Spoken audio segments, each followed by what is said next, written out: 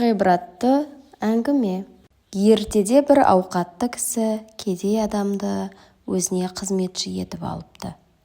Қызметшісі сондай сымбатты, ал оны қызметке алған адам сұрықсыздау екен. Бірі әмір беріп, екіншісі оның бұйрықтарын орындап, қызмет етумен күндер өтіп жатады.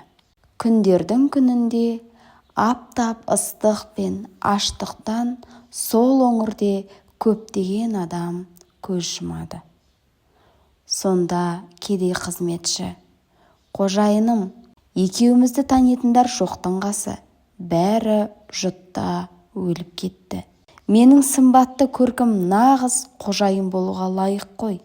Ал мына сұрықсыз ендігі уақытта маған қызмет етсін» деген оймен ауқатты адамға: «Ей қызметші, мен саған қожайынмын» дейді. Осылайша екеуі сөз таластырып айтыса бастайды. Олардың бұл тартысы бір әділ адамның құлағына жетіпті. Әлгі адам кімнің қожайын, ал кімнің қарапайым қызметші екенін білу үшін екеуін биік мұнараға кіргізіп, оның терезесінен қолдарын созып, сыртқа шығаруын өтінеді.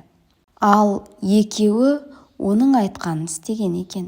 Сол кезде жерде тұрған данышпан адам жоғарыдағы баскесерге: «Ал енді жақсылап қарада, кімнің қолы қызметшінікі деп ойлайсың, соны шауып таста» деп айғайлайды.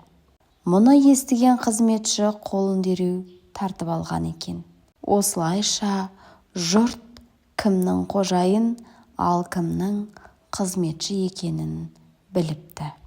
Құрметті тыңдармандар, менің дыбыстауыммен жазылған ғибратты әңгімелер сіздерге ұнаған болса, міндетті түрде арнама тіркеліп, өз пікіріңізді қалдыруыңызды сұраймын.